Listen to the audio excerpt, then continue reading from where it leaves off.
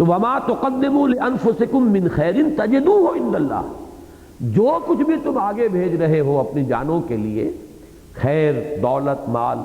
اسے تم پاؤ گے رب کے پاس، وہ موجود ہے، کہیں جائے گا نہیں۔ اور موجود بھی کس حالت میں ہوگا؟ یہ نہیں کہ اسی حالت میں ہو، ہوا خیرم واعظم اجرا، وہ بہت بہتر حالت میں ہوگا۔ اللہ اسے پالے گا، پوسے گا، پروان چڑھائے گا۔ جیسے آتا ہے کہ ہر مرتبہ جب انسان کہتا ہے سبحان اللہ، تو اللہ تعالیٰ جنت میں گویا کہ ایک درخت اس کے لیے لگا دیتے ہیں۔ یہ سبحان اللہ کا کلمہ جو ہے ایک بیج بن کر جنت کی سرزمین میں پڑتا ہے، اور وہاں اس کے لیے ایک درخت کی شکل اختیار کرتا ہے۔ اور انسان جب جائے گا تو کہے گا میرے اعمال تو ایسے نہیں تھے، مجھے اللہ نے اتنی نعمتیں دی ہیں۔ تو بتایا جائے گا کہ تمہاری زبان سے نکلا ہوا ایک ایک مرتبہ کا جو تسبیح و تحمید کا جملہ ہے، اس نے یہاں ان درختوں کی شکل اختیار کی ہے۔ تو اللہ پالے گا، پوسے گا، پروان چڑھائے گا۔ وہ جو مال تم دو گے، اقرضوا اللہ قرضا حسنا وما تقدموا لانفسکم من خیر تجدوہ عند اللہ هو خیرا واعظم اجرا۔ ایک تو یہ کہ وہ خود موجود اصل مال تمہارا، وہ بھی بڑھا چڑھا ہوا، اور جو اجر دے گا اللہ وہ تو بہت ہی بڑا ہوگا۔ یعنی یہ تو گویا کہ جو اصل مال ہے وہ لوٹایا جانا ہے بہت بڑھی ہوئی اور بہتر شکل میں۔ مزید یہ کہ تم نے اپنا مال میرے دین کے لیے خرچ کیا تھا، یا میرے لیے، میری رضا جوئی کے لیے صرف کیا تھا، تمہاری اس ہمت اور تمہارے اندر جو یہ عزیمت تھی، اس کا اجر جو ہے وہ علیحدہ ملے گا۔ وَأَعْظَمَ أَجْرًا وَاسْتَغْفِرُ اللَّهَ إِنَّ اللَّهَ غَفُورٌ رَحِيمٌ۔ اور یہ سارا راستہ، یہ سلوک، اس کو طے کرتے ہوئے بہرحال جیسے کہ آتا ہے کہ الانسان مرکب من الخطاء والنسیان، ٹو ایرر از ہیومن، غلطی ہو جاتی ہے، خطا ہو جاتی ہے، کہیں معیار مطلوب کے مطابق آدمی نہیں رہتا، کہیں پاؤں پھسل جاتا ہے چلتے ہوئے تو فوراً آدمی کھڑا ہوتا ہے۔ تو جو بھی کہیں کوئی کوتاہی تقصیر رہ گئی ہو اس کے لیے استغفار کرتے رہا کرو۔ واستغفر اللہ ان اللہ غفور الرحیم، یقیناً اللہ تعالیٰ بہت غفور اور بہت رحیم ہے۔ غفور جو ہے یہ فعول کے وزن پر مبالغے کا صیغہ ہے، بہت ہی معاف فرمانے والا۔ رحیم صفت مشبہ ہے فعیل کے وزن پر، دوام رحمت، ہمیشہ اس کی رحمت کا سایہ جو ہے وہ ہمیشہ تم پر رہے گا۔ واللہ غفور الرحیم۔ اب اس آیہ مبارکہ کے بارے میں پہلی بحث تو یہ سمجھیے کہ اس کے زمانہ نزول کے بارے میں یہ تو معلوم ہے کہ یہ آیت تخفیف ہے، جو حکم شروع میں آیا تھا اس میں تخفیف کی گئی۔ وہ حکم بہت سخت تھا، قم اللیل الا قلیلا نصفہ او انقص منہ قلیلا او زد علیہ ورتل القرآن ترتیلا انا سنلقی علیک قولا ثقیلا ان ناشئۃ اللیل ہی اشد وطئا واقوم قیلا۔ تو بڑے جلال کے ساتھ اور بڑی تاکید کے ساتھ اور بڑے زور کے ساتھ اور بڑے ایمفیسس کے ساتھ حکم آیا ہے۔ کہا جا سکتا ہے جدید جو لٹریری ایک اصطلاحات ہے کہ معلوم ہوتا ہے کہ بالکل اینٹی کلائمیکس ہے اس کا، یہ وہ کلائمیکس تھا تو یہاں یہ اینٹی کلائمیکس ہو گیا ہے۔ یہاں اللہ تعالیٰ خود بیان کر رہے ہیں کہ تم اس کی پابندی نہیں کر سکتے، تمہارے اندر یہ بھی کمزوریاں ہیں، یہ بھی کمزوریاں ہیں، تمہیں کبھی سفر کی ضرورت بھی پیش آئے گی، کبھی اللہ کی راہ میں قتال کا مرحلہ بھی آئے گا، کبھی مرض بھی لاحق ہو جائے گا۔ پھر ایک نظام ہے جس پر ہم نے اس دنیا کو بنایا ہے، اور تمہارا جسمانی نظام جو ہے اس کی جو فزیولوجی ہے وہ ظاہر بات ہے اس نظام کے ساتھ ہم آہنگ ہیں۔ واللہ یقدر اللیل والنہار، لہذا یہ نہیں کر سکتے تو تخفیف ہو رہی ہے۔ تو اس میں تو کوئی شک ہے ہی نہیں کہ یہ آیت تخفیف ہے، اس حکم میں نرمی کی گئی۔ البتہ یہ کہ یہ تخفیف کب ہوئی، یہ مسئلہ جو ہے بڑا ٹیڑھا ہے، اس لیے کہ اس کے بارے میں جو روایات ملتی ہیں ان میں زیادہ قوی روایات اور زیادہ مؤکد روایات اور زیادہ جو حضرات کی طرف سے اس کی آئی ہے روایت، وہ یہ ہے کہ یہ تقریباً فوراً ہی 8 مہینے بعد یا 12 مہینے بعد یا 16 مہینے بعد یہ حکم آ گیا۔ اور اس کی راویہ ہیں ام المومنین حضرت عائشہ صدیقہ رضی اللہ تعالی عنہا۔ وہ روایات میں آپ کو سنا رہا ہوں، صحیح مسلم میں، مسند احمد میں اور سنن ابی داود میں حضرت عائشہ سے مروی ہے کہ یہ 1 سال کے بعد یہ حکم آیا ہے، اور اس حکم کی روح سے قیام اللیل فرض سے نفل کو منتقل ہو گیا۔ وہ فرض کا جو حکم تھا اس کی فرضیت ختم ہوئی اور اب اس کی حیثیت نفل کی ہو گئی۔ ابن جریر اور ابن ابی حاتم نے حضرت عائشہ صدیقہ ہی سے قول نقل کیا ہے جس میں سال بھی نہیں 8 مہینے کی بات ہے، 8 مہینے کے بعد یہ آیت آ گئی۔ اسی طرح ابن جریر اور ابن ابی حاتم نے حضرت عائشہ کا ایک قول کسی اور سند سے نقل کیا ہے اور اس میں 16 ماہ کہا گیا ہے۔ یہ تو 3 اقوال ہیں حضرت عائشہ صدیقہ کے رضی اللہ تعالی عنہا، اور اس میں چونکہ جو پہلی روایت ہے وہ صحیح مسلم میں بھی ہے اور سنن ابی داؤد میں بھی ہے، مسند احمد میں بھی ہے، تو بڑی قوی حدیث ہے جس میں کہ 1 سال کی مدت معین کی گئی کہ وہ تخفیف کی آیت جو ہے ایک برس کے بعد آ گئی۔ پھر ایک روایت جو ہے ابن جریر اور ابن ابی حاتم میں اور سنن ابی داؤد میں، وہ حضرت عبداللہ ابن عباس سے ہے رضی اللہ تعالی عنہما، وہ بھی 1 سال کی روایت ہے۔ تو گویا کہ اب یہ عبداللہ ابن عباس رضی اللہ تعالی عنہما اور عائشہ صدیقہ رضی اللہ تعالی عنہا، ان کی رائے 1 سال کے بارے میں یہاں متفق علیہ ہو گئی، اور سنن ابو داؤد کے اندر یہ دونوں موجود ہیں۔ لیکن ایک قول ہے کہ جو ابن جریر اور ابن ابی حاتم نے دیا ہے حضرت سعید ابن جبیر کا، یہ ہے در حقیقت تابعین میں سے، انہوں نے یہ کہا ہے کہ یہ آیت 10 سال بعد نازل ہوئی۔ تو اب یہ گیپ بہت ہے، خیر 8 مہینے، سال، 16 مہینے، یہ تو ان میں کوئی لمبا چوڑا فرق نہیں ہے، یہ تو ایک دوسرے کے ساتھ ریکنسائل ہو سکتے ہیں، لیکن 10 سال کا فرق جو ہے یہ تو یقیناً یعنی ایک خاصا فصل ہے اس کے اندر، اور یہ حضرت سعید جو ہے اس پر بہت ہی تاکید کے ساتھ کہتے ہیں 10 سال کے بعد نازل ہوئی۔ بہت سے مفسرین نے بڑی سہل انگاری کے ساتھ، اور ان میں خاص طور پر وہ حضرات کے جن کو روایات سے کوئی خاص شغف نہیں، وہ بڑی سے بڑی روایت اٹھا کر پھینک دیتے ہیں، تو یہ تو بیچاری چھوٹی روایات ہیں، تو انہوں نے بس 1-2 جملوں میں لکھ دیا کہ آیت مدنی ہے، اب اس پر بحث سرے سے کی ہی نہیں۔ مثلا خاص طور پر اس دور کے مفسرین میں سے مولانا مودودی صاحب نے تو پھر بھی کچھ بحث کی ہے، کچھ عقلی دلائل اس کے دیے ہیں کہ یہ جو ہے مدنی والی، یا یہ کہ کم سے کم یہ کہ 10 سال والی آیت جو ہے وہ زیادہ قرین عقل ہے، قرین قیاس ہے، لیکن یہ کہ مولانا اصلاحی صاحب نے تو بس کہہ کر بات فارغ ہو گیا کہ یہ آیت مدنی ہے، اس کے لیے کوئی دلیل، کوئی سند، کچھ نہیں۔ بہرحال ایک رائے ہے ان کی، اس رائے سے انہوں نے عقلاً جو ہے اس رائے کا استنباط کیا ہے۔ اب میں یہاں اپنی مشکل عرض کر رہا ہوں۔ میرا بہت عرصے سے ایک گمان تھا، اور وہ گمان یہ تھا کہ یہ آیت 2 حصوں میں ہو کر نازل ہوئی، یعنی جو شان نزول کی روایات ہیں کہ یہ کب نازل ہوئی وقت کے اعتبار سے، اس میں ایک تطبیق پیدا ہو سکتی ہے اگر یہ بات کہیں ثابت ہو جائے کہ یہ آیت 2 حصوں میں نازل ہوئی، تو معلوم ہوگا کہ پہلے حصے کا تعلق جو ہے وہ 1 سال یا 8 مہینے یا 16 مہینے سے ہے، اور دوسرے حصے کا تعلق جو ہے وہ 10 برس بعد، یا ہو سکتا ہے کہ مدنی دور کا بالکل آغاز ہو یا مکی دور کا بالکل اختتام ہو، اس لیے کہ 10 برس جب ہو جائیں گے تو وہ تو مکی دور کا تو اختتام تو ہو ہی جائے گا، کم سے کم سن 11 نبوی جو ہے جس میں کہ معراج کا واقعہ پیش آیا ہے سورہ بنی اسرائیل میں، وہ نظام پورا نماز کا آ گیا ہے، اقم الصلاۃ لدلوک الشمس الی غسق اللیل وقرآن الفجر ان قرآن الفجر کان مشہودا ومن اللیل فتہجد بہ نافلۃ لک عسیٰ ان یبعثک ربک مقاما محمودا۔ تو وہ اگر 10 سال کا فصل مانا جائے تو سن 11 میں حضور کو معراج حاصل ہوئی ہے، اور اسی وقت یہ آیتیں اور سورہ بنی اسرائیل نازل ہوئی ہے۔ سبحان الذی اسریٰ بعبدہ لیلا من المسجد الحرام الی المسجد الاقصیٰ، اس سے وہ سورہ بنی اسرائیل کا آغاز ہوتا ہے۔ لیکن یہ میرا گمان تھا، اور میں اس پر تلاش میں رہا، میں خاص طور پر میں نے تلاش کیا کہ کیا کسی بھی آیت کے بارے میں ہمارے پاس ایسی روایات ہیں کہ جن سے یہ ثابت ہو سکے کہ وہ 2 حصوں میں علیحدہ نازل ہوئی ہے۔ تو ہمارے ہاں جو استاد ہیں، ہمارے بڑے کرم فرما ہیں حافظ احمد یار صاحب، اور وہ ہمارے اس قرآن اکیڈمی کے ساتھ ان کی ایک مستقل وابستگی ہے، اور ان کا بڑا مطالعہ ہے، آج کل حکمت قرآن میں ان کا جو مضمون آ رہا ہے بہت پسند کیا جا رہا ہے۔ انہوں نے کہا کہ ایک آیت کے بارے میں تو میں یقین سے کہتا ہوں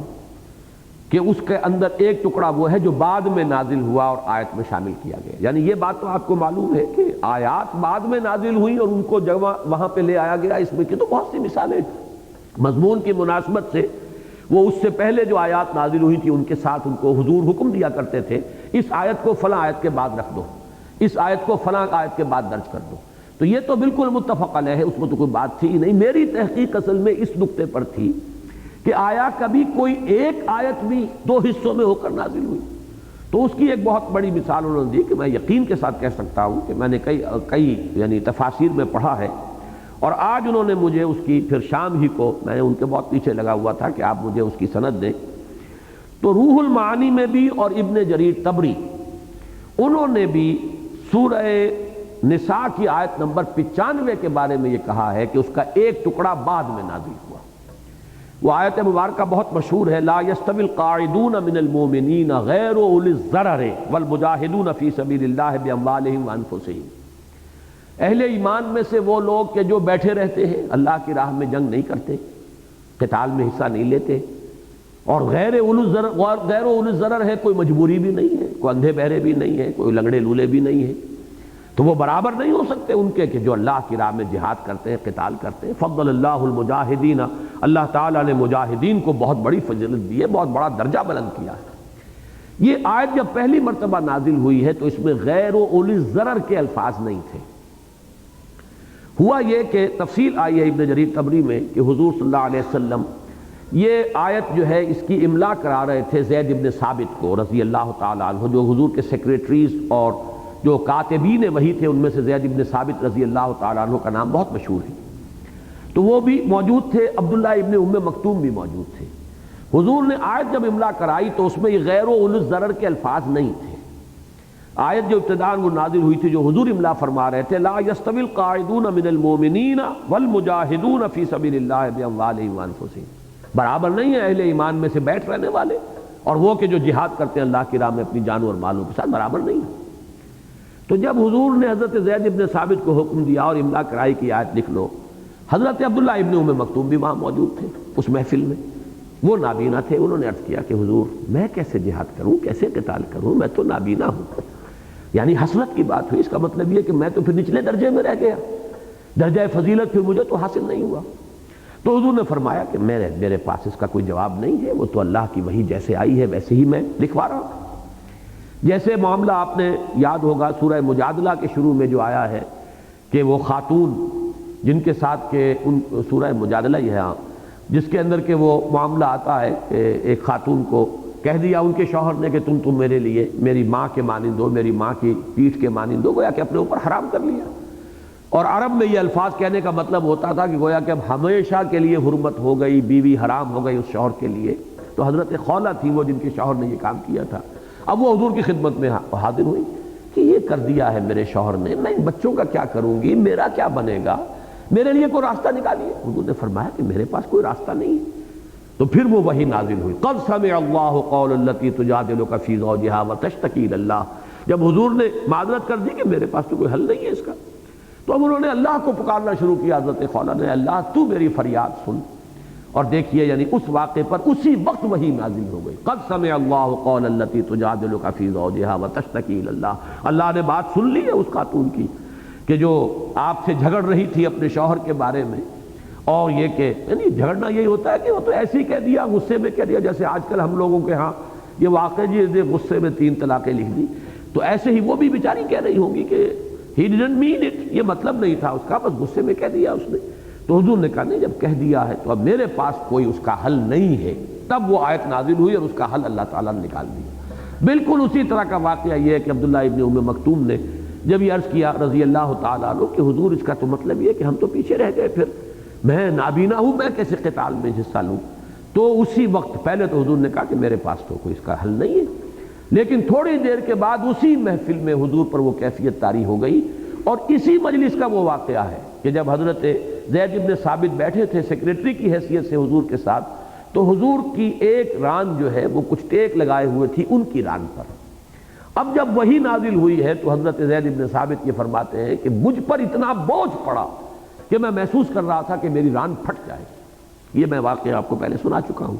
بہرحال اس کے بعد یہ الفاظ آئے کہ غیر اولی الضرر کے الفاظ جو ہے یہاں پہ اس جگہ پر ایڈ کر دیے جائیں، لا یستوی القاعدون من المؤمنین غیر اولی الضرر والمجاہدون فی سبیل اللہ باموالہم وانفسہم، کہ یہ معاملہ جو ہے ان اہل ایمان کا ہے جو بغیر کسی عذر کے، بغیر کسی مجبوری کے، نہ اندھے ہیں نہ بہرے ہیں، نہ لنگڑے ہیں نہ لولے ہیں، لیکن یہ کہ اللہ کی راہ میں جہاد کے لیے نہیں نکلتے، وہ ان کا درجہ نہیں ہے اللہ کے ہاں جو ان کا ہے جو اللہ کی راہ میں جہاد اور قتال کرتے ہیں۔ اس سے مجھے کچھ مسئلے کا حل تو مل رہا تھا کہ میں ایک رائج، ایک جب مثال مل گئی ہے تو ایک گمان کرنے کے لیے گویا کہ انگلی رکھنے کی جگہ تو مل گئی ہے، لیکن اللہ تعالیٰ کی طرف سے بڑی رہنمائی ہوئی ہے کہ میں اس زمانے میں پچھلی مرتبہ آپ کو یاد ہوگا میں نے بہت تفصیل کے ساتھ یہ ترتیب نزولی کے بارے میں گفتگو کی تھی۔ میں اس ترتیب نزولی کے ضمن میں مطالعہ کر رہا تھا، ایک تو پروفیسر محمد اجمل خان کی کتاب جس کا میں نے تعارف کرایا تھا، جو مولانا ابوالکلام آزاد کے سیکریٹری رہے تھے، ان کی پوری کتاب ہے، وہ بالکل ایک ریسرچ تھیسس ہے، اس پر انہیں پی ایچ ڈی مل جانا چاہیے تھا، وہ بہت عمدہ کتاب ہے، اگرچہ مجھے ان کی فائنڈنگز اور نتائج سے اتفاق نہیں ہے۔ اور پھر یہ کہ اس کے ساتھ ہی الاتقان کا میں مطالعہ کر رہا تھا، تو پروفیسر اجمل صاحب کی اس کتاب میں مجھے روایت ملی جس کو میں نے الاتقان جو امام سیوطی کی ہے اس کے اندر پھر اس کو ویریفائی بھی کر لیا۔ یہ روایت ہے حضرت عبداللہ ابن عباس سے رضی اللہ تعالیٰ عنہما، ان سے ان کے ایک شاگرد نے سوال کیا، اور یہ اتقان میں ہے، موجود ہے، امام سیوطی اسے اتقان میں لائے مختلف حوالوں سے۔ اس میں ان کے ایک شاگرد نے حضرت عبداللہ ابن عباس کے ان سے سوال کیا ہے یہ مکی اور مدنی صورتوں کا، تو وہ تفصیل سے بیان کر رہے ہیں کہ فلاں فلاں فلاں صورتیں مکی ہیں، فلاں فلاں فلاں صورتیں مدنی ہیں۔ اسی میں جب سورہ مزمل پر آئے تو الفاظ یہ ہے کہ سورت مزمل جو ہے وہ پوری کی پوری مکی ہے سوائے 2 آیتوں کے، اور اس کے بعد الفاظ آئے ہیں ان ربک یعلم سے لے کر آخر تک 2 آیتیں قرار دیا ہے حضرت عبداللہ ابن عباس نے رضی اللہ تعالی عنہما۔ یہ ہے الاتقان کی روایت کے مطابق، اور اسی لیے میں نے آج تمہیداً یہ عرض کر دیا تھا کہ گنتی جو ہے آیات کی وہ کوئی متفق علیہ شے نہیں ہے، اس کے اندر اختلاف کی گنجائش ہے، اور یہ عین ممکن ہے کہ یہ 2 آیتیں جو ہے جن کو یہ ہم تو ایک ہی آیت ہمارے ان مصاحف کے اندر جو ہے اس کو شمار کیا جا رہا ہے، لیکن عین ممکن ہے کہ یہ 2 آیتیں ہوں، کم سے کم حضرت عبداللہ ابن عباس رضی اللہ تعالی عنہما کی وہ روایت جو امام سیوطی جلال الدین سیوطی لائے ہیں الاتقان میں، اس کی روح سے یہ 1 آیت نہیں بلکہ 2 ہے۔ بہرحال میری جو رائے ہے وہ یہی ہے کہ آیت ایک ہی ہے، یہی ترتیب مصحف کی جو ہے یہی میرے لیے سند کے درجے میں ہے، اختلاف کی گنجائش ہے وہ میں پہلے بیان کر چکا ہوں، لیکن یہ کہ یہ آیت میرے نزدیک واللہ اعلم 2 حصوں میں اتری، ایک درجہ بدرجہ تخفیف ہوئی ہے، پہلی تخفیف دوسری تخفیف، یہی وجہ ہے کہ فقرؤوا ما تیسر من القرآن اور فقرؤوا ما تیسر منہ اس کی تکرار ہو رہی ہے۔ یہ خود ایک داخلی شہادت ہے کہ یہ ایک ہی وقت میں یہ آیت نازل نہیں ہوئی ہے بلکہ 2 وقتوں میں 2 ٹکڑوں کے اندر نازل ہوئی ہے، اور پہلے ٹکڑے کے بارے میں وہ روایت 100% درست ہے جو حضرت عائشہ صدیقہ رضی اللہ تعالی عنہا سے صحیح مسلم میں بھی ہے، مسند احمد میں بھی ہے، سنن ابی داود میں بھی ہے، ابن جریر میں بھی ہے، ابن ابی حاتم میں بھی ہے، اور وہ یہ ہے کہ یا تو یہ 12 مہینے بعد یا 8 مہینے بعد یا 16 مہینے بعد، اور یہی حضرت ابن عباس کا قول ہے ابو داود کے اندر، تو یہ گویا کہ پہلے حصے کے بارے میں ہے، یہ تخفیف اول ہے، یعنی وہ جو بہت سخت حکم تھا اس میں پہلے درجے میں ایک تخفیف ہوئی، اور وہ تخفیف کیا ہے اس کو اب نوٹ کر لیجئے۔ مقدار کی تعیین ختم ہو گئی، زیادہ مشقت پڑ رہی تھی 2/3 ہو، 1/3 ہو، نصف ہو، اس کا حساب کتاب کرنا، علم لن تحصوہ ہو، اس کا وہ حساب کتاب والا جو ہے ظاہری تقدیر جو ہے اس کے اعتبار سے۔ تو پہلی بات تو یہ ہوئی کہ اس کے اندر پہلی جو آئی ہے تخفیف، اس میں اندر وہ الفاظ یوں نوٹ کیجئے کہ ان ربک یعلم انک تقوم ادنی من ثلثی اللیل ونصفہ وثلثہ وطائفۃ من الذین معک واللہ یقدر اللیل والنہار علم ان لن تحصوہ فتاب علیکم فاقرؤوا ما تیسر من القرآن۔ یہاں تک یہ پہلی تخفیف ہے جو یا تو 8 مہینے بعد آ گئی ہے یا 16 مہینے بعد، اور اکثر روایات کے اعتبار سے، اور اوسط بھی بن جاتا ہے 8 اور 16 کا 12، 1 سال،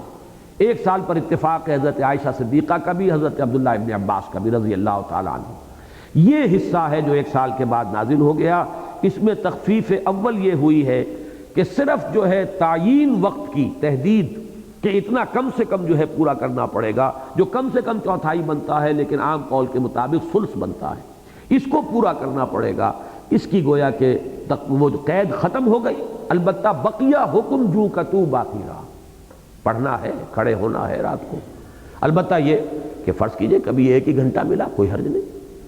کبھی 3-4 گھنٹے مل گئے، طبیعت کے اندر انشراح ہے، کھڑے رہے تب بھی کوئی حرج نہیں۔ وہ جو قید تھی کہ نصفہ او انقص منہ قلیلا او زد علیہ ورتل القرآن ترتیلا، تو یہ آدھا یا آدھے سے زائد یا آدھا سے کم، یہ جو ہے یہ قید ختم ہو گئی۔ یہ ہے میرے نزدیک واللہ عالم،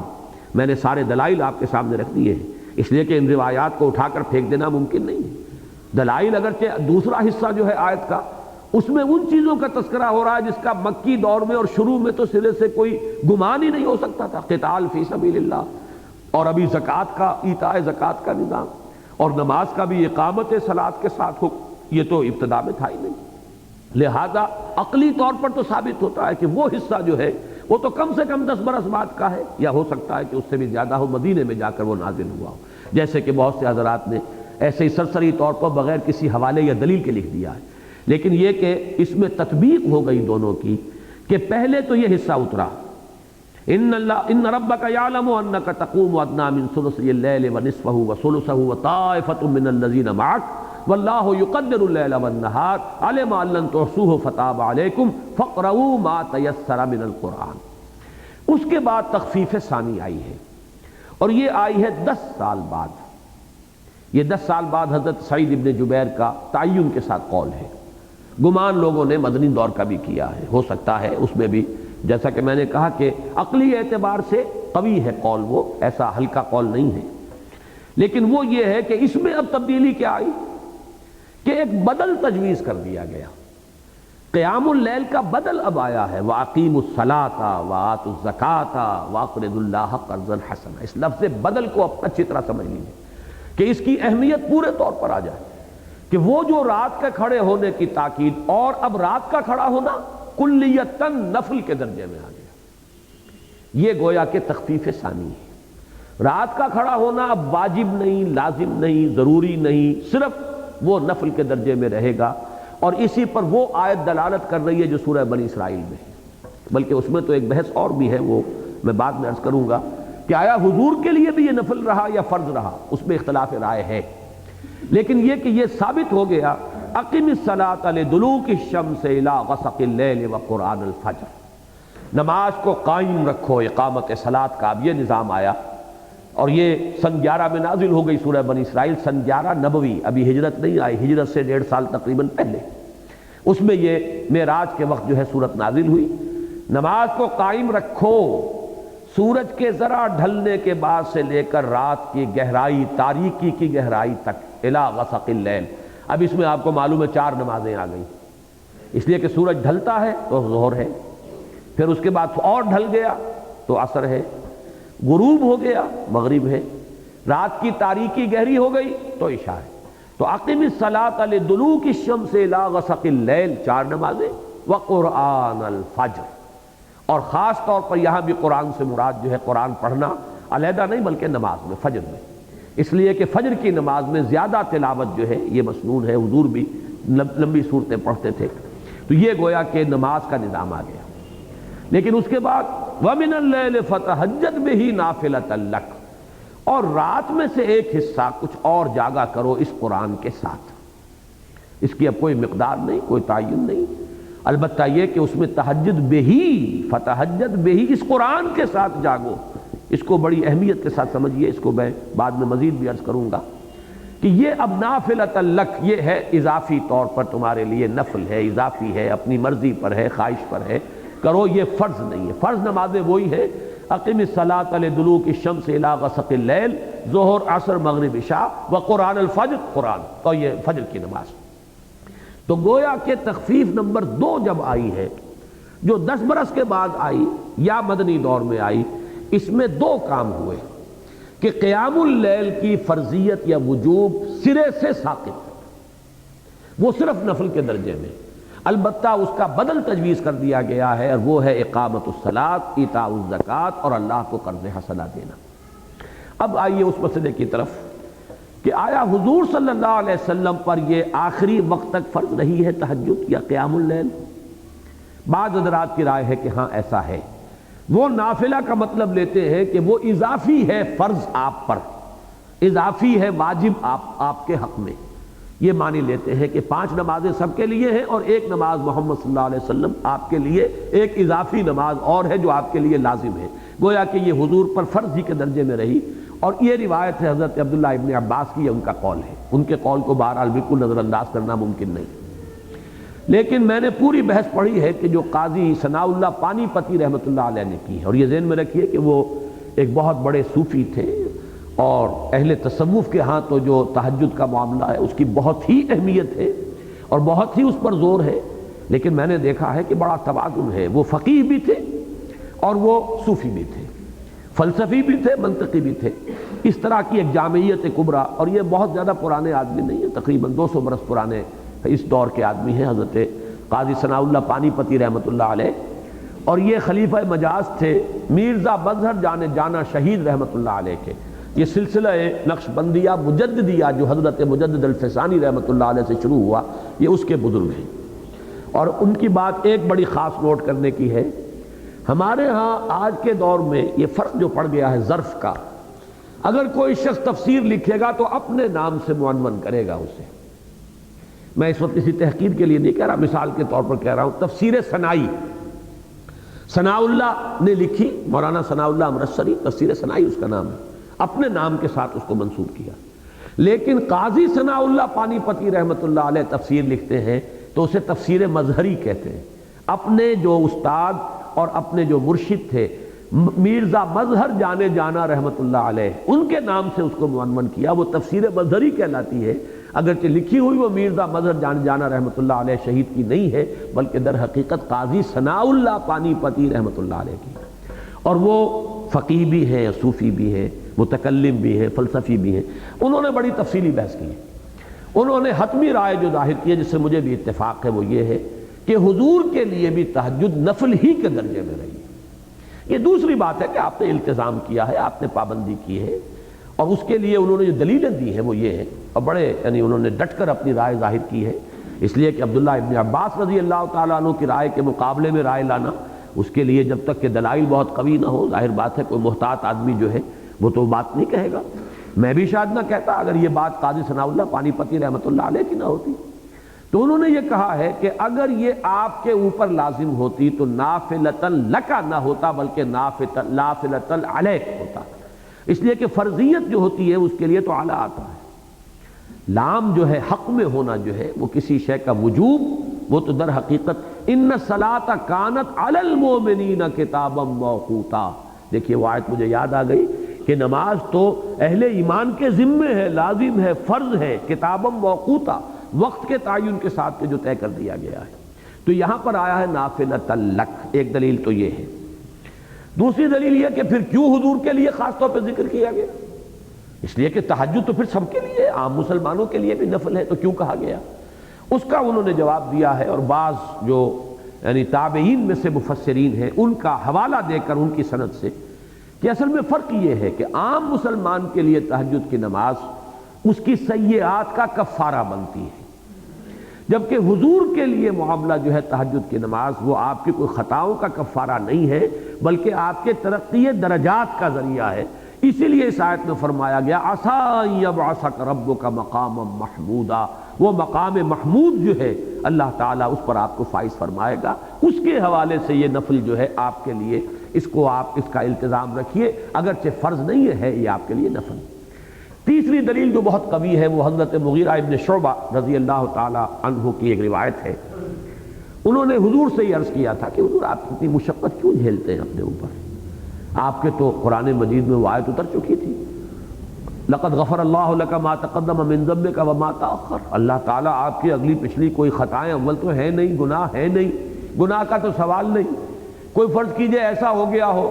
کہ کہیں راجح پر مرجوح کو ترجیح دے دی گئی ہو، کہیں کسی طرح کا معاملہ ہو گیا ہو، ناجائز کا تو سوال ہی نہیں، حرام کا امکان نہیں۔ اگر کہیں کوئی خطا جسے کہا جا سکے آپ کے مقام کے اعتبار سے خطا اگر ہے بھی تو اللہ معاف فرما چکا، اگلے بھی پچھلے بھی، تو پھر آپ اتنی مشقت کیوں جھیلتے ہیں کہ آپ کے پاؤں متورم ہو جاتے ہیں؟ اس کے تو یہ بھی کیفیت ہوئی ہے کہ عبداللہ ابن عباس ہی فرماتے ہیں، وہ چونکہ چھوٹے تھے، بچے تھے، ایک روز حضور کے گھر چلے گئے، رات وہیں سوئے۔ جب رات کو حضور کھڑے ہوئے، اب یہ بھی چپکے سے پیچھے کھڑے ہو گئے۔ حضور نے جو شروع کیا تو پہلی رکعت کے اندر ہی سورہ بقرہ بھی پڑھی، سورہ آل عمران بھی پڑھی، سورہ نساء بھی پڑھی، 5.25 پارے پڑھ لیے۔ یہ کہتے ہیں عبداللہ ابن عباس کہ میرا کئی مرتبہ جی چاہا کہ میں نیت توڑ کے کھسک جاؤں، اس لیے کہ بچے تھے ابھی، وہ انہوں نے اپنی اس کیفیت کو چھپایا نہیں۔ تو حضور صلی اللہ علیہ وسلم اتنا بھی مشقت جو ہے اپنے اوپر اتنی جھیلتے تھے، تو انہوں نے عرض کیا کہ حضور آپ کی کیوں اپنے اوپر مشقت اتنی جھیلتے؟ تو حضور نے جو جواب دیا وہ یہ نہیں تھا کہ یہ تو مجھ پر فرض ہے، لازم ہے، بلکہ فرمایا، یہ بڑی مشہور حدیث ہے، افلا اکون عبدا شکورا، تو کیا میں اپنے رب کا شکر گزار بندہ نہ بنوں؟ یہ میری طرف سے تطوعاً در حقیقت اللہ نے جو مقامات بلند مجھے عطا فرمائے ہیں یہ اس کا شکرانہ ہے جو میں ادا کر رہا ہوں۔ تو یہ 3 دلیلیں دے کر قاضی ثناء اللہ پانی پتی رحمۃ اللہ علیہ نے تعین کے ساتھ یہ بات کہی ہے کہ اس سے مراد جو ہے وہ در حقیقت نفل ہی ہے، حضور کے لیے بھی نفل، باقی سب لوگوں کے لیے بھی نفل۔ تو دوسری جو تخفیف آئی ہے، اور پہلی میں بھی اس میں یہ کہ فَقْرَؤُوا مَا تَيَسَّرَ مِنَ الْقُرْآنِ، اس کے ضمن میں بھی چند اقوال میں آپ کو سنا دیتا ہوں۔ ایک رائے یہ بھی ہے کہ اس سے مراد 5 وقتہ نمازوں میں جو قرآن پڑھا جاتا ہے وہی اس سے مراد ہے۔ فَقْرَؤُوا مَا تَيَسَّرَ مِنْهُ وَأَقِیمُوا الصَّلَاةَ وَآتُوا الزَّکَاةَ، ظاہر بات ہے کہ اقامت صلاۃ کے ساتھ جب اس کو جوڑ دیا گیا تو نماز جو ہے ہر نماز میں آپ قرآن پڑھ رہے ہیں۔ تو یوں سمجھیے کہ قدر قلیل جو ہے یا قدر اقل اس درجے میں تو اس حکم کے اوپر اس کی تعمیل، اس پر عمل کرنا جو ہے وہ محض 5 وقتہ نمازوں کے اندر قرآن پڑھنے سے بھی بہت سے حضرات کے نزدیک اس حکم کی تعمیل ہو جاتی، وہ اس سے علیحدہ کوئی حکم نہیں۔ ایک رائے یہ ہے کہ یہ مغرب اور عشاء کی نمازوں میں قرأت در حقیقت مراد ہے۔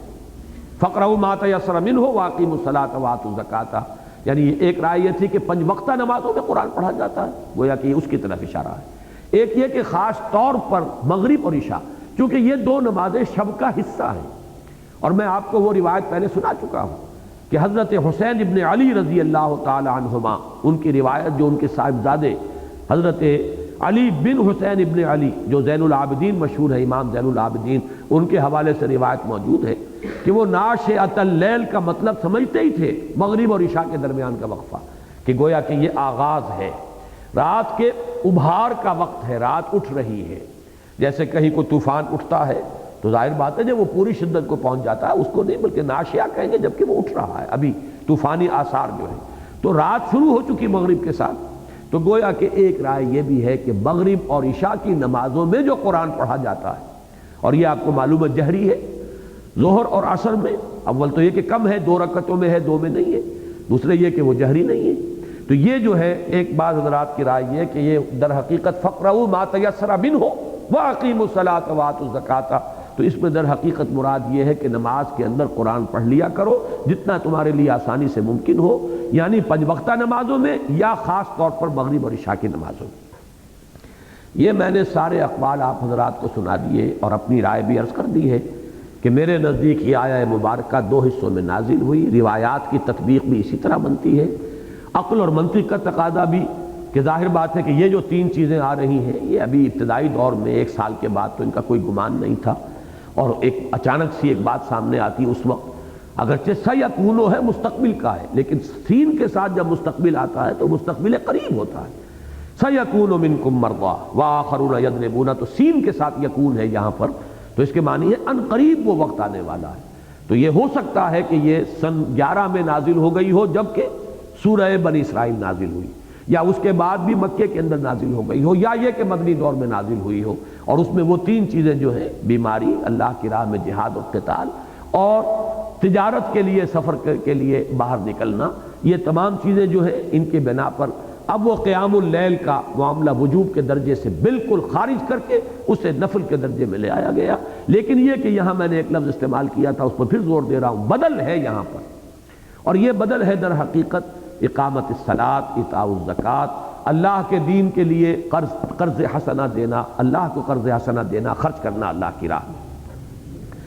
یہ جو قیام اللیل ہے اس کے بارے میں ہمارے ہاں کچھ افراط و تفریط ہے، اب میں آخری بات جو ہے اس کے بارے میں چند باتیں عرض کر رہا ہوں۔ ایک رائے تو بڑی انتہائی آئی تھی کہ یہ حضور پر بھی ابتدا میں بھی فرض نہیں تھا، اس لیے کہ دلیل یہ دی گئی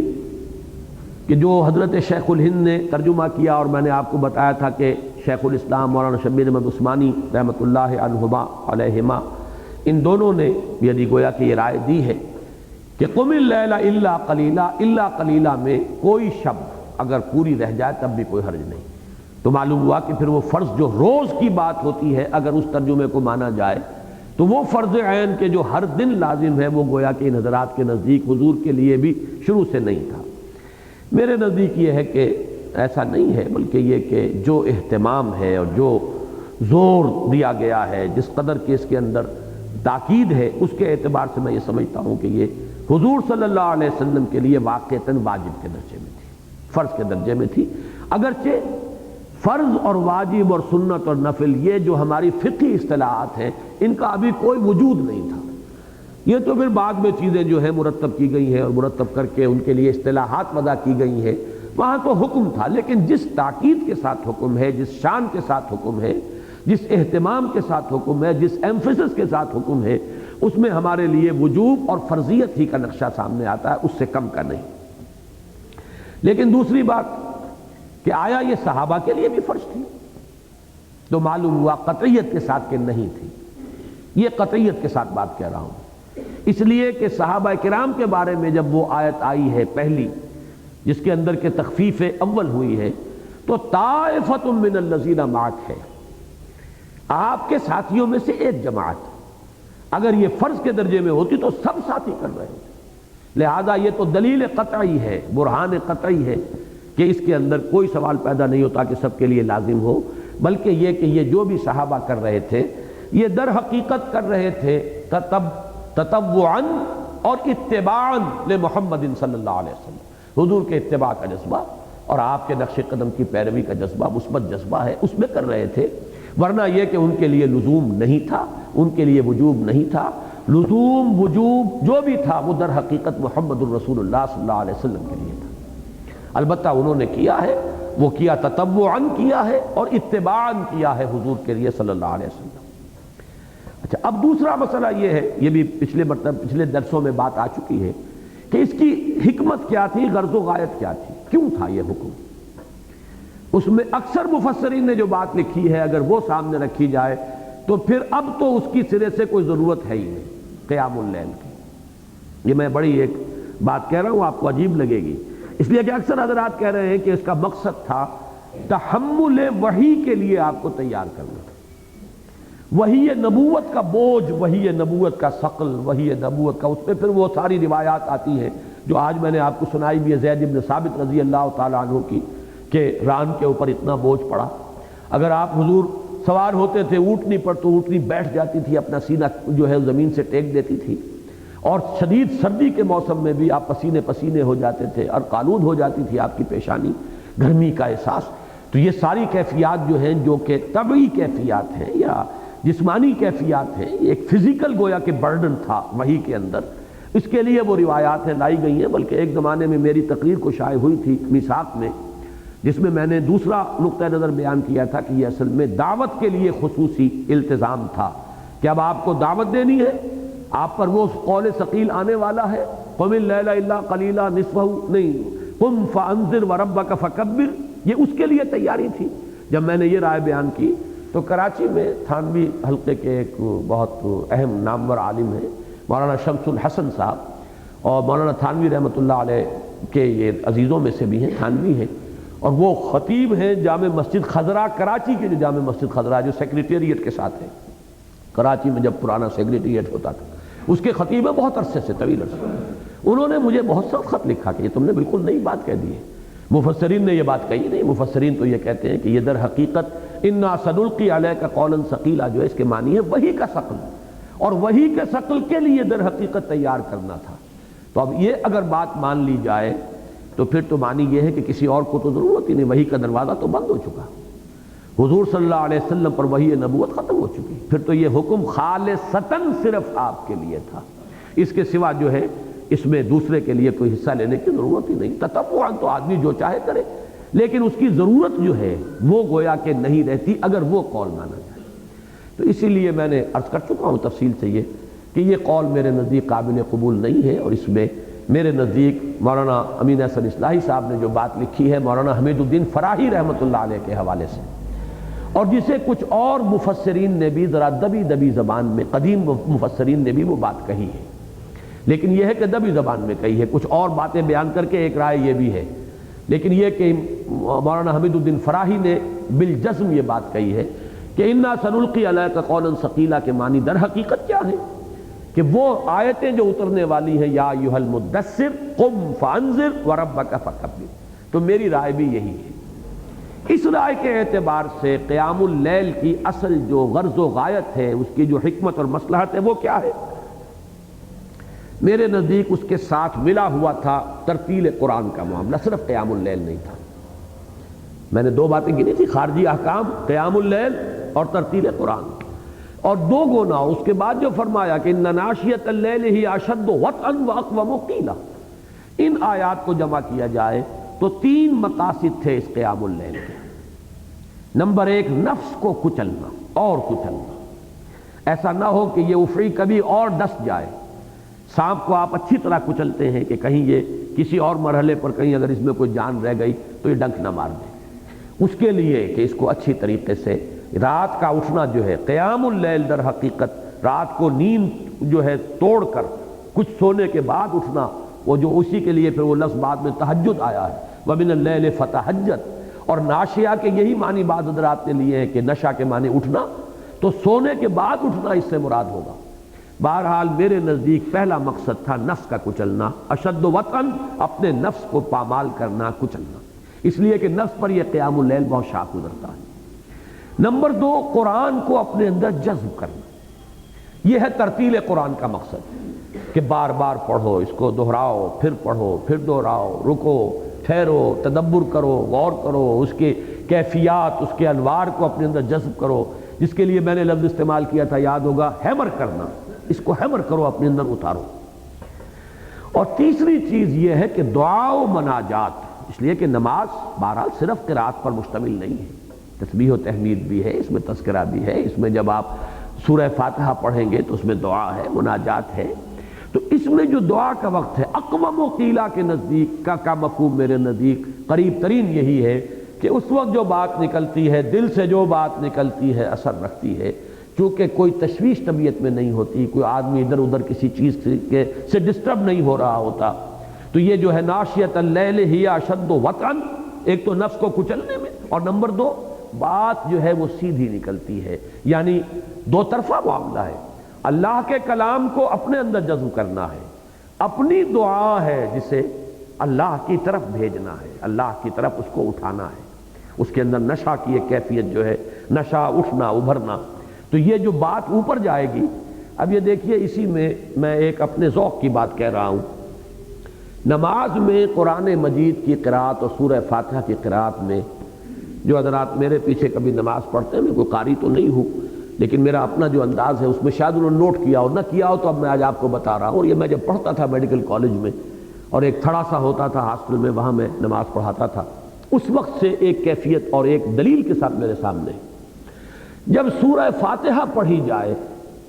تو یہ گویا کہ کیفیت ہونی چاہیے جیسے کسی بڑی عظیم ہستی کے سامنے آپ بہت ہی لجاجت کے ساتھ، عاجزی کے ساتھ، تضرع کے ساتھ کوئی درخواست پیش کر رہے ہیں۔ لیکن جب اس کے بعد قرآن پڑھا جاتا ہے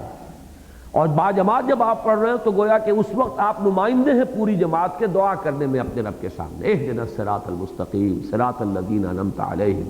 اس میں جب تک وہ التجا کا انداز نہ ہو، دعا کا انداز نہ ہو، اس میں ایک جیسے درخواست پیش کی جانی ہے، اس انداز کے اندر نہ پڑھا جائے تو وہ صحیح کیفیت نہیں ہے۔ لیکن جب اب آگے آپ قرات پڑھتے ہیں، وہاں گویا کہ اب آپ نمائندگی کر رہے ہیں، اللہ کے فرمان سنا رہے ہیں اپنے مقتدیوں کو،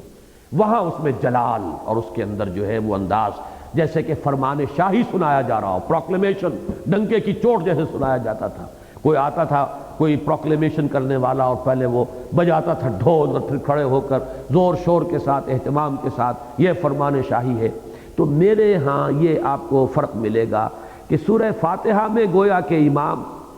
اپنے مقتدیوں کی نمائندگی، خود اپنی بھی اور ان کی نمائندگی کرتے ہوئے اللہ کے جناب میں درخواست پیش کر رہا ہے، اس میں عاجزی، تذلل، تضرع اور ایک التجا کی کیفیت ہونی چاہیے۔ باقی قرات جو ہے اس کے اندر گویا کہ اب آپ فرمان خداوندی پہنچا رہے ہیں ان کو جو پیچھے کھڑے ہیں،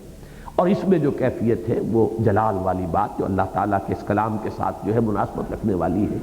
یہ ہے در حقیقت اس میں میرا ذہن ادھر کیوں منتقل ہوا اس وقت کہ میرے نزدیک یہ قیام اللیل میں جہاں ایک طرف فزیکل پہلو ہے اپنے نفس کو کچلنا، وہاں دوسری طرف جو یہ دو پہلو ہے اس کے کہ اللہ کے کلام کو اپنے اندر جذب کرنا، یہ ترتیل ہے۔ رتل القرآن ترتیلا، اس کو جذب کرنا ہے، ہیمر کرنا ہے۔ دوسری طرف اپنی دعا ہے، اقوم قیلا ان ناشیۃ اللیل ہی اشد وطئا واقوم قیلا، یہ دوسری مصلحت ہے کہ دعا سیدھی دل سے جو بات نکلتی ہے اثر رکھتی ہے، پر نہیں طاقت پرواز مگر رکھتی ہے۔ یہ کیفیت ظاہر بات ہے کہ جتنی اس قیام اللیل اور تہجد میں ہو سکتی ہے وہ عام حالات میں میسر نہیں آ سکتی۔ اب یہ تو ہے ایک طرفہ، گویا کہ نتیجہ کیا میں نے نکالا، اس قیام اللیل کی ضرورت ہر داعی کو ہے، داعی بڑا ہو چھوٹا ہو، اس کا اہتمام، یہ تینوں کام اس کے لیے ضروری ہیں۔ ایک شخص وہ ہے جو صرف اس فرسٹ لیول پر زندگی بسر کر رہا ہے، خود اپنا نماز روزہ ٹھیک اور حرام کو چھوڑ دیا اور فرائض وہ پورے کر رہا ہے، فرسٹ لیول ہے وہ جو 6 منزلہ عمارت ہے جو فرائض دینی کی اگر آپ کے ذہن میں ہو۔ دوسری منزل ہے دعوت، تبلیغ۔ تیسری منزل ہے اقامت، اسلامی انقلاب، دین کا غلبہ، جد و جہد، جہاد۔ تو بقیہ 2 منزلیں جو ہیں پہلی منزل کے لیے ضروری نہیں ہے، دوسری منزل جو ہے دعوت اور اقامت، اس کے لیے پھر یہ لازم کے درجے میں ہے، کم ہو زیادہ ہو اس کی مقدار کیا ہے کیا نہیں ہے، کبھی رہ بھی جائے تو کوئی بات نہیں ہے، لیکن یہ کہ یہ اپنے فلسفے کے اعتبار سے داعی کے لیے ضروری ہے، وہ داعی بڑا ہو وہ داعی چھوٹا ہو۔ البتہ اب اس کی یہ تو ہے ایک طرف کی بات ہے، اس میں جو اہمیت بعض حضرات نے کم کی ہے وہ میں نے آپ کے سامنے رکھی ہے کہ اگر یہ سمجھ لیا جائے کہ یہ صرف تحمل وحی کے لیے تو پھر تو کوئی ضرورت نہیں رہی، اس کی ضرورت ہے، اور ضرورت اس لیے ہے کہ جسے بھی دعوت دینی ہے اس کے لیے یہ تینوں کام ضروری ہیں۔ عام مسلمانوں سے بڑھ کر اسے اپنے نفس پر بھی کنٹرول کرنا ہوگا، نفس کو کچلنا ہوگا، اور اپنی مناجات اللہ کے ساتھ اس کو امپروو کرنا ہوگا، اس کی کیفیت جو ہے اس کے اندر ترقی کرنی ہوگی، اور قرآن کو اپنے اندر اتارنا اور جذب کرنا، یہ بھی جتنا اس کے لیے ضروری ہے عام لوگوں کے لیے اتنا ضروری تو نہیں ہوگا۔ اس اعتبار سے ہر داعی، اور داعی سے اوپر ہے منزل پھر اس شخص کی کہ جو اللہ کے دین کو قائم کرنے کے لیے کھڑا ہو گیا ہو، ان کے لیے یہ چیز ضروری ہے۔ لیکن دوسری طرف میں آپ کو بتانا چاہتا ہوں کہ اس میں جو تفریط ہوئی ہے ایک اور پہلو سے، بلکہ افراط کہنا چاہیے، تہجد کے اعتبار سے افراط، یہ تفریط تھی جو میں نے رکھی آپ کے سامنے، وہ یہ ہے کہ بہت غلط تصورات اس کے بارے میں لوگوں میں موجود ہیں۔ نمبر 1 میں ایکسٹریم سے چل رہا ہوں، کچھ ہمارے ہاں ملنگ قسم کے لوگ ایسے بھی ہوتے ہیں اور ہیں ہر دور میں، جو نماز پنجگانہ سے سروکار نہیں تہجد پڑھتے، اس سے خاص شگف ہے۔ اور میں یہاں دکھ کے ساتھ کہہ رہا ہوں کہ خود علامہ اقبال کا حال یہ تھا، نماز کے لیے اہتمام ان کا وہ کہ نماز مسجد میں جا کے پڑھتے ہو، یہ تو ثابت ہے، کوئی شخص بھی نہیں کہتا کہ وہ نماز مسجد میں پڑھتے تھے۔ ان کے بیٹے نے بھی روض کوثر میں جو کچھ لکھا ہے، بیٹے سے زیادہ تو قریب سے جاننے والا کوئی نہیں، تو وہ صرف عیدین کی نماز کے لیے کہا، جمعے کی نماز کی بھی انہوں نے صراحت نہیں کی۔ میں یہ گمان کرتا تھا کہ جمعوں کے لیے تو جاتے ہوں گے، لیکن یہ کہ جسٹس ڈاکٹر جاوید اقبال نے روض کوثر میں جو صراحت کی ہے وہ صرف یہ کہ عیدین کی نماز کے لیے وہ ضرور جاتے تھے باجماعت، بس۔ لیکن یہ کہ یہ در حقیقت بہت بڑی، لیکن یہ کہ صبح جاگتے تھے، صبح کے جاگنے کا ان کے اپنے خطوط کے اندر تذکرہ موجود ہے۔ خیر علامہ اقبال کا ذکر یہاں آ گیا، اس کو ذرا ایک طرف رکھ دیجئے۔ میں ملنگوں کی بات اس وقت کر رہا تھا کہ یہ ملنگ کچھ لوگ ہوتے ہیں کہ جو بقیہ نمازوں سے سروکار نہیں لیکن تہجد پڑھتے ہیں اور سمجھتے ہیں بس اصل نماز یہی۔ یہ گویا کہ بالکل دوسری ایکسٹریم ہے، گمراہی کی انتہائی جو ہے وہ بات ہو سکتی ہے، جس سے اللہ تعالیٰ ہمیں پناہ میں رکھے۔ پھر میں نے بعض جگہ پر یہ دیکھا ہے، بلکہ اکثر جگہوں پر دینی اداروں میں بھی آپ کو یہ نظر آئے گا، دینی جماعتوں میں بھی نظر آئے گا کہ نماز باجماعت 5 وقتہ کا وہ اہتمام نہیں ہوتا۔ بڑی تیزی سے ہلکی پھلکی سی قرات، تیزی کے ساتھ نماز پڑھی، اس میں وہ نہ تعدیل ارکان کا معاملہ ہو رہا ہے، نہ اس کے لیے بعض بڑے بڑے جلسوں میں تو دیکھا گیا ہے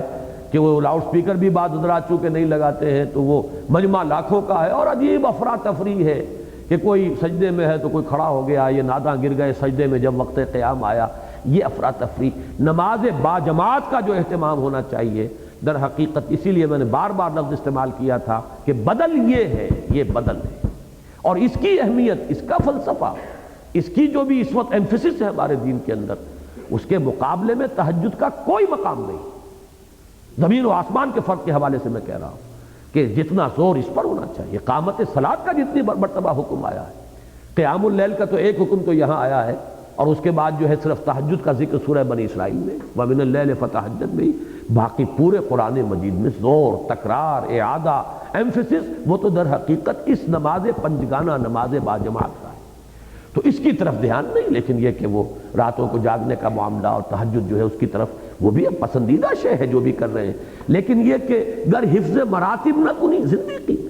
ریشیو پروپورشن بگڑ جائے گی تو پورا مزاج بگڑ جائے گا، پورا اس کے پھر نتائج اور اثرات جو ہے وہ تبدیل ہو جائیں گے۔ وہ بات چھوٹی نہیں ہے، بہت بڑی ہے۔ پھر ایک تیسری بات کیا ہے جو تہجد کو اپنے اوپر لازم کر لیتے ہیں، التزام کرتے ہیں، وہ تہجد کی روح سے سرے سے ناواقف ہیں اکثر و بیشتر۔ وہ نماز کی تو 8 رکعتیں پڑھ لیں گے جلدی جلدی 10-12 منٹ میں ختم، اور پھر بیٹھ کر وہ اپنا ضرب لگائیں گے، زور ذکر کریں گے، اشغال ہوگا، حالانکہ یہ تو نہیں ہے۔ تہجد تو وَمِنَ اللَّيْلِ فَتَہَجَّدْ بِهِ، اس قرآن کے ساتھ سارا زور بہی پر ہے جو نکل چکا ہے۔ جیسے میں نے کہا کہ وہ زور جو ہے سورہ مزمل کے آغاز میں قُمِ اللَّيْلَ إِلَّا قَلِيلًا نِصْفَهُ أَوِ انقُصْ مِنْهُ قَلِيلًا أَوْ زِدْ عَلَيْهِ وَرَتِّلِ الْقُرْآنَ تَرْتِيلًا، یہ ترتیل قرآن تو تبھی ہوگی جب قرآن آپ یاد کریں، قرآن یاد نہیں ہوتا، لیکن یہ کہ جاگ گئے ہیں، جاگ کر جو جاگنے کی عادت پڑ گئی ہے، ایک خاص عمر کے بعد جو ہے وہ ایسا مشکل بھی نہیں رہتا، نیند کا وہ تقاضا نہیں رہتا انسان کے جسم کے اوپر جتنا کہ جوانی میں ہوتا ہے۔ پھر یہ کہ وہ جاگ رہے ہیں، اور جاگ کر وہ ہے کہ نماز کا معاملہ جو ہے وہ تو ہے مختصر، تہجد ہو رہی ہے، لیکن یہ کہ اس کے بعد اپنے اپنے ذوق، اپنے اپنے جو بھی مشرب ہیں، مسلک ہیں، ان کے مطابق وہ ذکر کرتے ہیں۔ یہ بھی در حقیقت اصل روح تہجد سے گویا کہ بہت بعد رکھنے والی شے ہے، اس لیے کہ اس میں تو اصل ایمفیسس جو ہے قیام اللیل میں وہ بھی ترتیل قرآن پر ہے، اور یہاں بھی وَمِنَ اللَّيْلِ فَتَہَجَّدْ بِهِ، اس لیے کہ آیت کو جوڑیے تو پہلے قرآن الفجر کا ذکر آیا،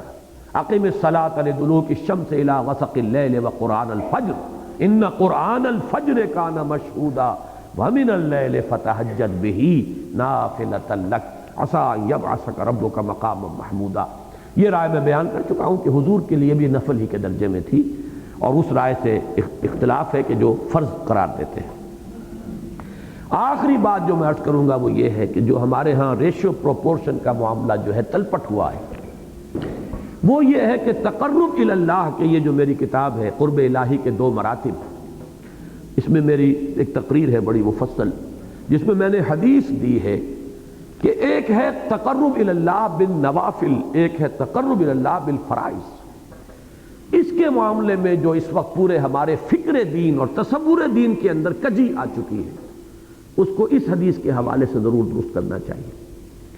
کہ تقرب الی النوافل کا درجہ تو بہت اونچا ہے، لیکن اللہ کو محبوب تر ہے تقرب بالفرائض،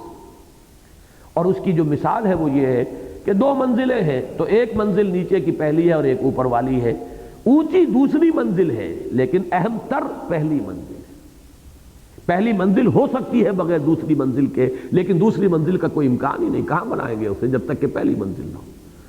تو تقرب بالفرائض جو ہے، دیکھیے اب یہ حدیث جو ہے، اور یہ بخاری کی روایت ہے، حضرت ابو ہریرہ رضی اللہ تعالیٰ عنہ سے، وعن ابی ہریرہ قال قال رسول اللہ صلی اللہ علیہ وسلم ان اللہ تعالیٰ قال، اس کو حدیث قدسی کہتے ہیں۔ حضرت ابو ہریرہ فرماتے ہیں کہ حضور نے ارشاد فرمایا کہ اللہ نے یہ فرمایا، من عادى لی ولیا فقد آذنتہ بالحرب، جو میرے کسی ولی، میرے کسی دوست سے دشمنی رکھے گا تو میرا اسے اعلان جنگ ہے، تیار ہو جائے پھر وہ۔ اب دیکھیے یہ حدیث ہے ہی تصوف کی حدیث، اس کا ذکر ہی شروع ہو رہا ہے ولی سے، اللہ کے ساتھ تعلق ولایت باہمی۔ من عادى لی ولیا، جس نے میرے کسی دوست اور میرے کسی ولی کے ساتھ دشمنی رکھی تو وہ سن لے میری طرف سے الٹیمیٹم ہے پھر اسے، یا عام انسانی سطح پر بھی ہوتا، آپ کسی کے دشمن ہیں تو اس کا جو دوست ہے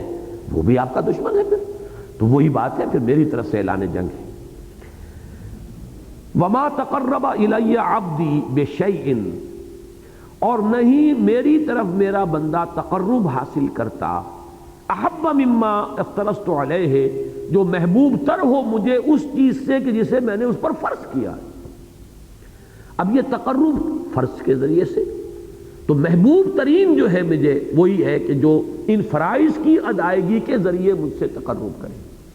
مما افترضت علیہ، جو میں نے اس پر فرض کیا ہے، اس کے ذریعے سے، اس کی تعمیل کے ذریعے سے میرا قرب حاصل کرنے کی کوشش کرتا ہے، تو یہ مجھے محبوب ترین ہے۔ البتہ ولا یزال عبدی، اب ظاہر بات ہے کہ دوسری منزل کا ذکر ہو رہا ہے، یہ گویا کہ اس میں ریلیونٹ معاملہ ہوگا صرف ان لوگوں کا جو پہلی منزل پوری کر چکے ہو، دوسری منزل کیسے آ جائے گی اس کے بغیر؟ یہ نہیں کہ اسے بائی پاس کر کے ہوا کے اندر ہی آپ نے تعمیر دوسری منزل کی شروع کر دی۔ تو فرمایا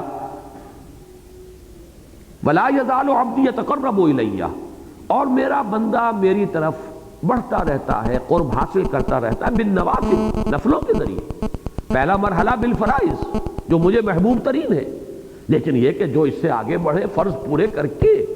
اور وہ نوافل کے ذریعے سے تقرب حاصل کرتا رہتا ہے، حتیٰ احبہ، یہاں تک کہ وہ میرا محبوب بن جاتا ہے، میں اس سے محبت کرتا ہوں۔ فَإِذَا أَحْبَبْتُهُ، اور جب میں اس سے محبت کرتا ہوں، كُنْتُ سَمْعَهُ الَّذِي يَسْمَعُ، میں اس کا وہ کان بن جاتا ہوں جس سے وہ سنتا ہے،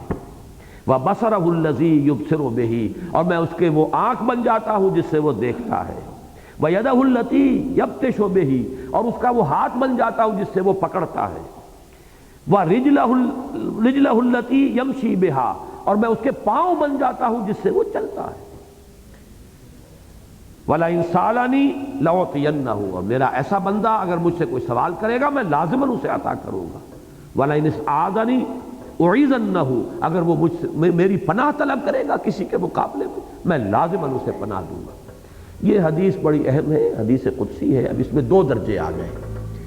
لیکن فرائض کا تصور جو ہے در حقیقت وہ ہے کہ جو ہمارے ہاں محدود ہونے کے باعث یہ پوری حدیث جو ہے یہ تقریباً بے معنی ہو گئی۔ نماز، روزہ، حج، زکوٰۃ فرض ہے، آگے یہ یاد نہیں رہا کہ دین کی تبلیغ بھی فرض ہے، آگے یہ یاد نہیں رہا کہ دین کے لیے جہاد بھی فرض ہے، دین کی جد و جہد، اللہ کے دین کے غلبے کی جد و جہد فرض ہے۔ وہ جو پورا کا پورا تصور فرائض ہے اس کو سامنے یہاں رکھیں تو معلوم ہوا کہ اس کو بھرپور طریقے پر اپنے ان فرائض کو ادا کرتے ہوئے، ان میں جو بھی حق بنتا ہے ان کا حق ادا کرتے ہوئے، اگر ایک انسان اگر مزید جو ہے تقرب حاصل کرتا ہے نوافل کے ذریعے سے، ان میں وہ نماز کے نوافل بھی ہوں گے یقیناً، اس میں صدقات نافلہ بھی ہوں گے، ایک تو یہ ہے کہ زکوٰۃ تھی اس نے دے دی، یہ تقرب الفرائض کے درجے میں آئے گا،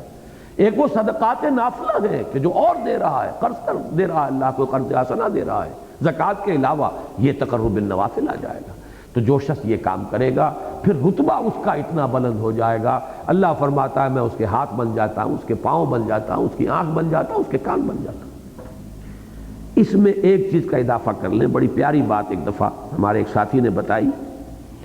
مختار حسین فاروقی صاحب نے، کہ شیخ ابن عربی ویسے تو بہت بدنام ہے ہمارے ہاں، اہل حدیث حضرات تو خیر انہیں مسلمان ہی ماننے کو تیار نہیں، اور بھی بہت سے حضرات جو ہیں ان سے کافی سوء ظن رکھتے ہیں،